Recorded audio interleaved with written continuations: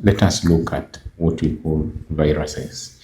In this presentation, we should be able to know what viruses are and what makes up these viruses and why are they quite unique compared to other living organisms that we actually know. We start the presentation with a question, and that question basically drives us into the session and see whether the question actually relates very well with the content that we are to look at in this presentation. So we are starting with a 13-year-old Noah who loves playing drums in his school's band. During practice, his friend Ava keeps sneezing and looks tired. Noah notices Ava's sneezes and leave tiny droplets on the music band. A few days later, Noah and other band members get stuffy noses and sore throats. Noah's band teacher explains that a tiny germ called a virus caused Ava's cold and it spread it to the other band members. Okay, so we are having a mention here of a virus, and that virus is causing people to get stuffy noses and sore throats. So we want to see, is this the only type of virus that we actually have, and why is it causing these problems that we are seeing in this school band, and how is it actually spreading from one person to the other? What actually makes up this virus is what is its structure, and then how is it spread, and then how can individuals avoid getting this kind of virus. So that's what we are going to look at in this session. So a virus is microscopic infectious agent, and that is very important. Why? Because you cannot see the virus using your eyes, so you need to have a microscope to be able to see these viruses. So these viruses cause infections, and that's why we are terming them as infectious agents. Viruses cause infections, so we term them as infectious agents. They are very, very, very, very, very tiny, and here we are noting that the size can be between 20 to 300 nanometers in size, and for them to survive, they actually need to be, and for them to be able to replicate, that is to multiply, they need to be in another cell, and this cell is for the host. So that means they need a host cell to be able to replicate, and that is how they can actually multiply. So that therefore means it is actually a parasite. Viruses are parasites because they rely entirely on the host cellular mechanism to produce new viral particles.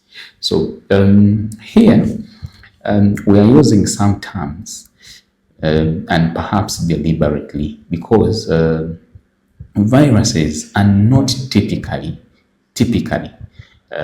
living like any other living organism. So that's why you see the words such as agent, agent, and then you also see words such as viral particles. So these are basically to illustrate or perhaps point to you that viruses are not like typical microorganisms. So there is that uniqueness that we shall look at later on. So we have very many viruses, very many types. So here we have viruses that are actually causing diseases. So we have HIV, which stands for human immunodeficiency virus. It's the one that results into human immunodeficiency syndrome. Okay, so it's the one that that leads to AIDS, right? So the HIV attacks the body's immune cells, resulting into what we term as AIDS. Okay, and then we have Ebola virus. This one causes individuals to bleed through different orifices. That means through different openings, and this is we are saying that it causes severe hemorrhagic fever. So severe meaning is causes a severe a serious illness. Okay, causes a serious illness. That's one, and then that illness is associated with bleeding. That is why we are calling it hemorrhagic, but also associated with increase in body temperature, and that's the fever. And this is transmitted directly through contact with infected fluids, that is blood and other bodily fluids. And then we have hepatitis viruses. These ones are of different types: hepatitis A, hepatitis B, hepatitis C. Okay, so these are different types. Even D, these are different types of viruses, and we term them as hepatitis viruses. So these viruses affect the liver. So hepatitis is when you have inflammation of the liver. Okay, and then you have cassava mosaic virus. This one affects crops, and we shall look at it also later on. So these are a few examples of viruses, but the viruses are quite many. Okay, including the viruses that actually cause COVID-19. Okay, so we shall look at some of these viruses later on. So the key emphasis here is that we have a lot of viruses, and most of them, and some of them actually cause diseases to humans, but also diseases to crops, but also diseases to animals. So these viruses are quite unique, and that uniqueness is that they have some characteristics that make them like, okay, they are living organisms, and then we have characteristics that make them like, oh, perhaps they are non-living. So they have that kind of situation, or they have these characteristics that can make them quite fall this side or the other side. So what are the things that make them like, okay, you are living? One is that they can actually carry out some life processes, because living organisms carry out life processes like metabolism, reproduction, and things like that. But for them to carry out these processes, they need a host cell. So that means they do it inside, they do these processes, or they carry out these processes inside the cells of the host. So like, okay, can we say they are living? If they are living, they should be carrying out these processes themselves. But they actually require a host. Okay, so that okay, they carry out this life process, but again they require a life host. So maybe they are living, and then the other thing is that they can remain dormant for a very long period of time. And when they get a host cell, that's when they can actually be start to carry out the normal life processes that we have just talked about. So that means that being dormant for some time until they get a suitable host makes them like more of non-living, right?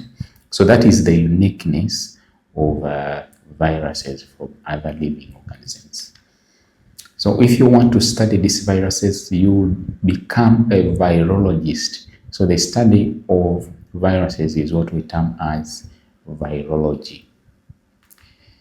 So these viruses, they have different structures. Remember, they are quite many, but not all of them look the same.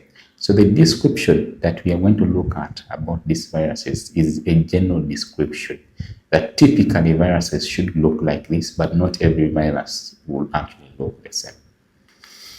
So the first thing, there are two major points that you really need to know that these viruses actually have. The virus is almost two things. One is it has genetic material, okay, which can be DNA or RNA, and then a covering around it, and that's it. So genetic material and the coating around it, and that's it. That is typically what viruses are.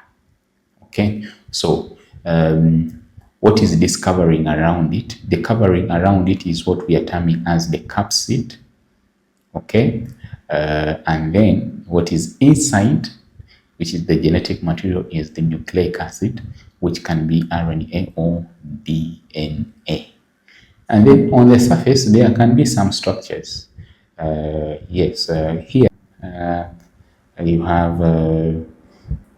you have enveloped virus. That means there is a covering around it. So the surfaces can be a little bit different, but viruses typically have two things: the outer coat and the genetic material, which can either be DNA or RNA.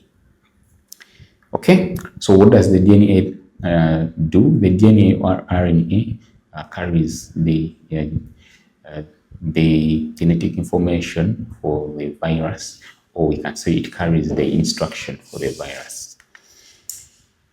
So that covering, we call it capsid, but in some viruses we can have what you call the lipid envelope. Okay, so that means that they have a membrane that we call the lipid envelope around them. Okay, and the viruses such as the HIV,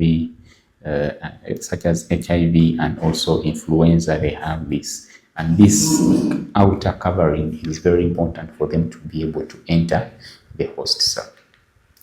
So why do we really need to take our time and look at these viruses? These viruses, like we said earlier on, they cause diseases. So that definitely means that we should be interested in them such that we know how these diseases are actually transmitted. That's very important. So if we know how these viruses are transmitted, then that means that we can be in position to control and even prevent them. Okay, so we know that some diseases are caused by viruses in crops, and they actually reduce yield, and that causes a problem to do with food security. So we need to know about these viruses. And then the other thing is that these viruses can also reduce the population of bacteria, because like we know that viruses can actually infect bacteria and giving us what we call bacteriophage. And that means that the viruses actually reduce the population of bacteria. Okay, and that reduces biodiversity in natural environment. Okay, and if we know how these viruses carry out different processes, then we can be able to develop drugs, we can be able to develop vaccines that can be used to treat these conditions in either crops, plants, or even animals. So we go back to our scenario. In that scenario, what we note is that someone has a cold. So they have this running nose and this sore throat. And when they sneeze, they spread the droplets. The droplets spread, and when the droplets spread, other people can inhale these droplets and get these and get this sore throat again. That means that they catch the cold, right? And that is how the viruses spread in this case. Okay, so that means that we should be able to know how to sneeze such that other people do not get this viral infection that we are having, that is affecting our nose and even our throat. Okay, so that is what what this story tells us, or this scenario tells us. The other thing is that it talks about the parts of the virus that we already know, that the the the the covering, the outer coat, and then the genetic material inside. And we have already talked about that. They are spread through airborne. In this case, when you sneeze, and then the droplets remain in air, and then someone will breathe them in, and then they will get the cold. Okay, so that means that if you have a cold, you may not need to be among people such that you don't easily spread them, or you can have a mask such that when you sneeze, you control the droplets from spreading.